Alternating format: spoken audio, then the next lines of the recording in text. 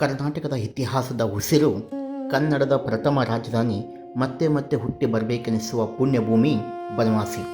ಹಸಿರು ಹೊದಿಸಿದ ಹಳ್ಳಿ, ಹಾದಿಯಲ್ಲಿ ತೇಲುವ ಮಲ್ಲಿಗೆಯ ಸೌರಭ ಈ ಬನವಾಸಿ.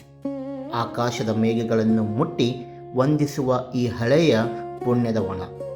ಬನವಾಸಿಯನ್ನು ಪೌರಾಣಿಕ ಕಾಲದಲ್ಲಿ ವನವಾಸಿ, ವೈಜಯಂತಿಪುರ ಎಂದು ಕರೆಯಲಾಗುತ್ತಿತ್ತು. ಮಹಾಭಾರತದ ಕಾಲದಲ್ಲಿ ಸಹದೇವನು ಈ ಪ್ರದೇಶವನ್ನು ಜಯಿಸಿದ್ದನೆಂಬ ಉಲ್ಲೇಖವಿದೆ. ಮೌರ್ಯ ಹಾಗೂ ಶಾತವಾಹನರು ಈ ಪ್ರದೇಶವನ್ನು ತಮ್ಮ ಪ್ರಮುಖ ಕೇಂದ್ರವನ್ನಾಗಿ ಮಾಡಿಕೊಂಡಿದ್ದರು ಎಂಬುದು ತಿಳಿದುಬರುತ್ತದೆ. ಬನವಾಸಿಯು ಕರ್ನಾಟಕದ ಸ್ವತಂತ್ರ ರಾಜಧಾನಿಯಾಗಿ ಪ್ರಸಿದ್ಧಿಗೆ ಬಂದಿದ್ದು ಕದಂಬ ರಾಜವಂಶದ ಮೂಲಕ. ಕದಂಬ ವಂಶದ ಮೂಲ ಪುರುಷ ಮಯೂರ ಶರ್ಮ.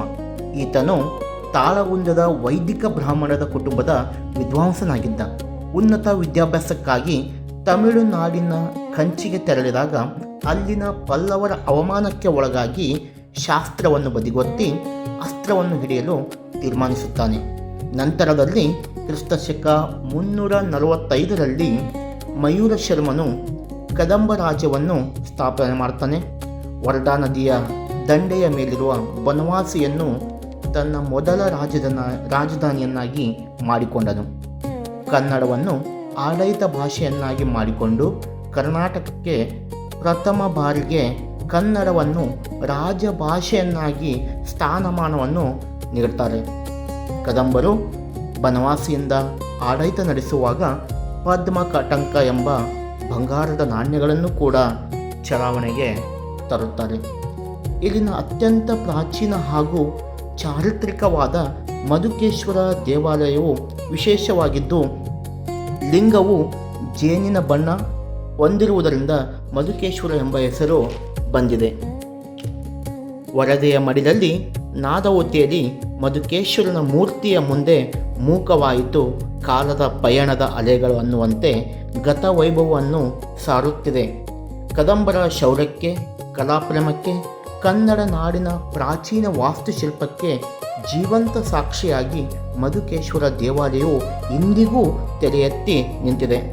ಹಾಗೆಯೇ ಅಪರೂಪದ ದ್ವಿವರ್ಣ ನಂದಿ, ಏಕಶಿಲೆಯ ಕಲ್ಲಿನ ಮಂಚ, ಕಲ್ಲಿನ ಛತ್ರಿ, ತ್ರಿಲೋಕ ಮಂಟಪ, ಪಾರ್ವತಿ ಮತ್ತು ನರಸಿಂಹ ದೇವಾಲಯಗಳನ್ನು ಕಾಣಬಹುದು. ಆದಿಕವಿ ಪಂಪನು ಬನವಾಸಿಯಲ್ಲಿ ಮತ್ತೆ ಮನುಷ್ಯನಾಗಿ ಹುಟ್ಟಲು ಸಾಧ್ಯವಾಗಿದ್ದರೆ ಕೆಂಪು ತಾವರೆ ಹೂವಾಗಿ, ಸಣ್ಣ ದುಂಬಿಯಾಗಿ ಅಥವಾ ಗಿಡ ಮರಗಳಲ್ಲಿ ಹಾಡುವ ಕೋಗಿಲೆಯಾಗಿ ಹುಟ್ಟಿದರೂ ಸಾಕು, ಆದರೆ ಆ ಹುಟ್ಟು ಬನವಾಸಿ ದೇಶದಲ್ಲೇ ಆಗಬೇಕು ಎನ್ನುವ ಹಂಬಲ ಅವನದಾಗಿತ್ತು. ಬನವಾಸಿಯ ಸೌಂದರ್ಯ ತಂಗಾಳಿಯನ್ನು ಆಶ್ವಾಸನೆ ಮಾಡದಿದ್ದರೆ ಆ ಜನ್ಮವೇ ಅಪೂರ್ಣ ಎಂಬುದು ಪಂಪನ ಆಶಯವಾಗಿತ್ತು. ದೇಗುಲಗಳ ಕಂಬಗಳ ನಯವಾದ ನುಣುಪಲಿ ಇನ್ನೂ ಅಚ್ಚಳಿಯದೇ ಉಳಿದಿವೆ ಶಿಲ್ಪಿಗಳ ಬೆರಳಚ್ಚು. ಬನವಾಸಿಯ ಗಾಳಿಯಲ್ಲಿ ತೇರು ಬರುವುದಿನ್ನು ಪಂಪನ ಪ್ರೀತಿಯ ಅಚ್ಚು. ಅದೆಷ್ಟೋ ಅರಸರ ವೈಭವ ಕರಗಿದರೂ ಅಳಿಯಲಿಲ್ಲ ಈ ನೆಲದ ಗಾಂಭೀರ್ಯ. ಬನವಾಸಿ ಅಂಗಳದಲ್ಲಿ ಕಾಲಿಟ್ಟರೆ ಕಾವ್ಯವಾಗುವುದು ಪ್ರತಿಯೊಂದು ಕ್ಷಣ. ಕಾಲದ ಸಾಗರದಿ ತೇಲಿ ಬಂದ ಈ ಚಾರಿತ್ರಿಕ ಬನವಾಸಿ ಎಂದಿಗೂ ಮುಗಿಯದ ಪ್ರೀತಿಯ ಕಾವ್ಯ. ನಮ್ಮ ಈ ಪುಣ್ಯದ ವನವಾಸಿ ಇಂದಿಗೂ ಕದಂಬ ವೈಭವವನ್ನು ಕರ್ನಾಟಕ ಸರ್ಕಾರ ಇಲ್ಲಿ ನಡೆಸುತ್ತದೆ.